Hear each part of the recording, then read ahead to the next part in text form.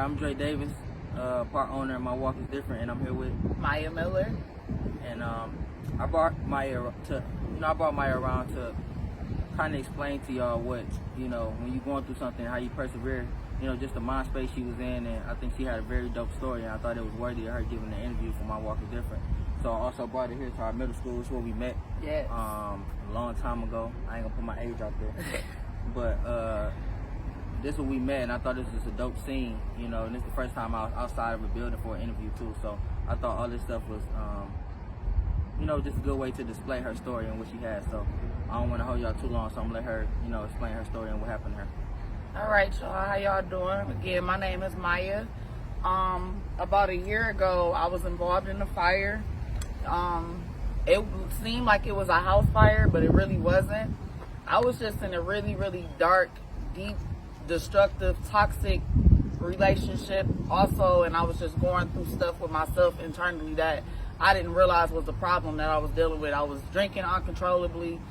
I probably was going through fifths every day by myself, and you see how little I am.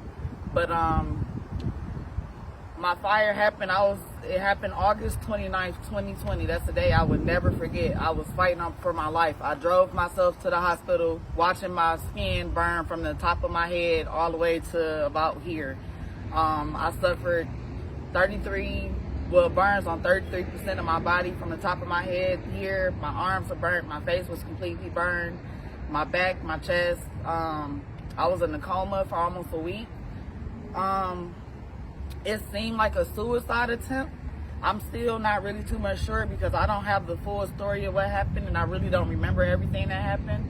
I just remember lighting my cigarette after I got done arguing with my ex or whatever. I just remember lighting my cigarette and going up in flames. I remember begging this man to take me to the hospital. He wouldn't. He still was upset. And I drove myself to the hospital. I had to stay awake. Like I said, I was watching my skin melt off. I almost crashed into Sinai Grace in the emergency room. I couldn't stop. So I had just no choice but to throw my car in park. When I got out, I seen all my clothes melting off of me and everything of that nature. I guess I passed out after that. My body was in too much shock. And like I said, I went to a coma for about a week. I woke up on September 6th. That's when I woke up. And everything, I had tubes coming all out of me and stuff like that. I still couldn't understand what was going on. Don't really too much remember what was going on. My ex, he was trying to explain to me, and like I said, he said it was a suicide attempt. I don't remember. I'm still trying to piece things together. It probably was a suicide attempt because I had a lot of things I was dealing with that I was going through. So, and it ain't the first time I done tried to commit suicide, so I can't rule that out either. What'd you say? So what mentally, like, how's that mentally? Because a lot of people, I kind of like, even when you told me the first time, you like, my skin was burning, I had to drive to the hospital. It's kind of like, you can't even rationalize how much pain you in, how you going through stuff like that. So mentally, like, how was it going through that mentally? Mentally, it was hard, especially driving myself there, because it's like I had to stay awake. That's all I had to keep telling myself, like, Myia, stay awake. You can't afford to crash. You can't die in this car like this. You know what I'm saying? That's all I kept hearing my mama. Like, baby, you got it. Just keep driving. That's all I heard her. You know what I'm saying? Because she always tell me in a heartbeat when I'm ready to give up, you got it, Myia. You got it. You can do it. So that's all I heard. And, I mean, the healing process mentally was hard because I'm looking at my skin growing back. I'm about to start crying. I'm sorry. But I'm looking at my skin growing back, and some days was worse than others, laying in that hospital bed because I couldn't get comfortable for nothing. Like, I couldn't at all. So mentally, it was tough. I'm still going through counseling. I have to take medication because my anxiety is so bad. Hearing the flick of a lighter sometimes, if somebody's too close with flame, it just send me back to that. I'll freak out a little bit.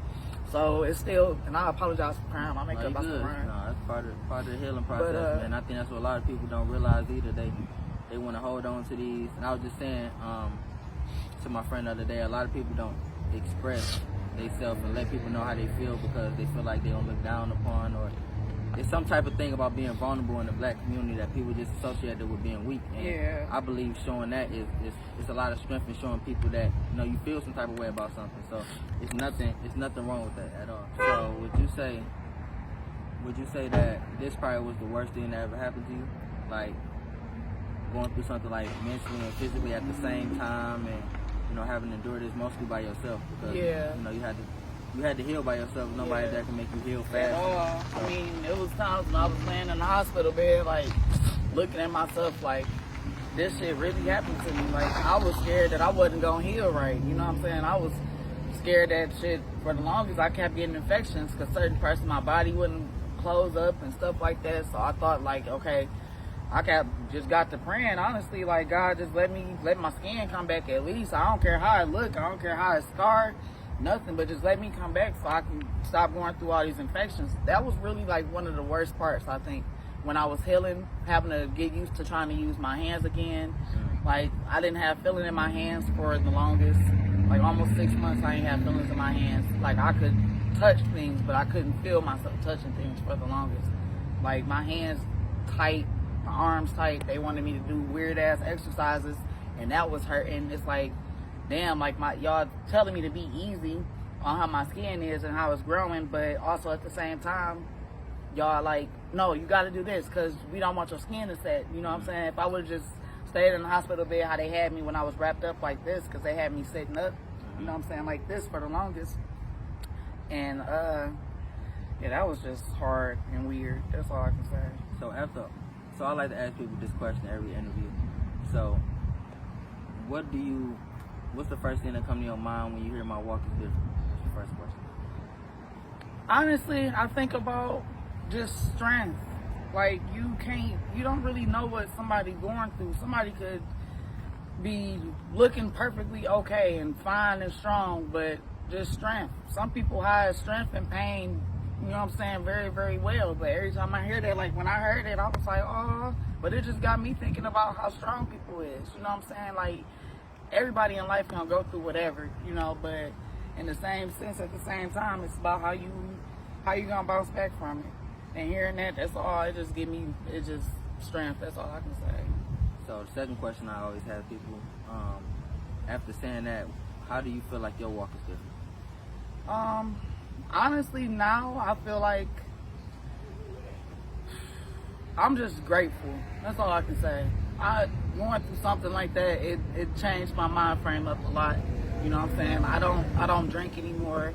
I haven't smoked a cigarette in about a month. I went back to smoking cigarettes, and I know that was something that my doctor advised me not to do, but I did.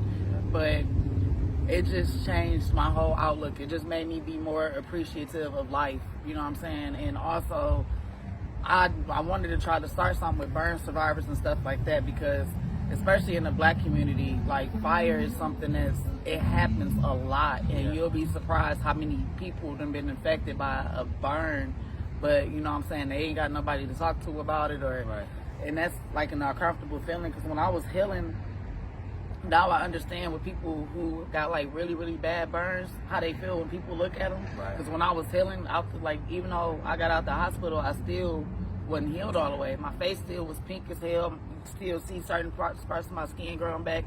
But I just got tired of people asking me, what's wrong? Why you look like that? Or looking at me weird. You know what I'm saying? That's just like, wow. Like, so one of the last questions I got for you is, like you just said, it could be somebody else that's out there that went through that.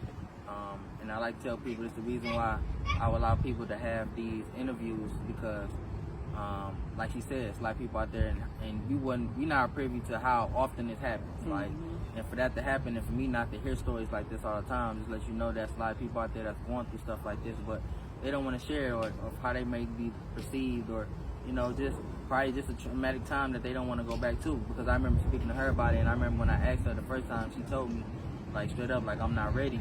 You know, I ain't ready to have that conversation. But then as soon as she was, she hit me up and let me know. So what's something you could tell somebody that's going through something like this, where they've been in a fire, where they're recovering from an injury or anything like that?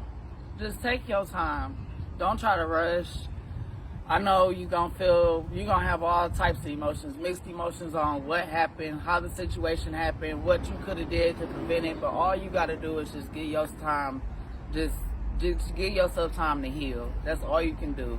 Don't try to rush nothing. Work at your own pace. You know what I'm saying? Talk to people if you got to. Write it down if you got to. If you feel like you ain't got nobody to share it with, write it down, say it out loud, scream it. You know what I'm saying? It helps. It's things that I've been doing that's helping, because I don't like really talking to people about my problems. That's how I was raised. I was raised not to, in a way. You know what I'm saying? So being able to just go through something like that and see like, okay, I can heal, I can do this, I can change and everything like that. Yeah, it's a wake up, and it's a hell of an experience, but I wouldn't change nothing I went through. It just, I feel like it made me a better and stronger person. Yeah, you know what I'm saying? Something I do after every interview, I make sure that I, just get somebody, something of ours. So.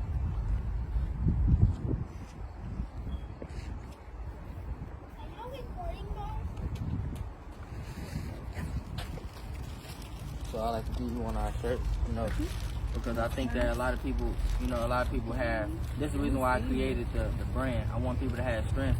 I want people to be able to, just tell their story and be transparent. Transparency been probably the most used word I used this year, because I believe a lot of people aren't. And when you finally come on and be transparent with somebody, you don't have so many things that can, stand between you and, and getting over that thing. So at least you got my size right. Yeah, that's it. Thank you. Yeah, no problem. But I'm glad Myia came over here and explain, her situation and allow people to hear her, because a lot of things I heard, like I said, wanting the shirt. that's not out here. So yeah, and this is one of our combo tees. So we still got stuff on our website. If y'all want to go in there and shop with us, it's www.milwaukeedifferent.com. And like I said, man, I appreciate y'all for tuning in and listening to our story. If anybody want to reach out to me or if they want to talk to Myia about something, I can make that that bridge, and I make sure that she give me her contact so I can give it to the people that got something to lose, something to prove. You think you can do what I do, then walk in my shoes. You think you can do what I do, then walk in my shoes. Yeah, y'all barely move, I'm kinda confused. I got something to lose and something to prove. You think you can do what I do, then walk in my shoes. You think you can do what I do, then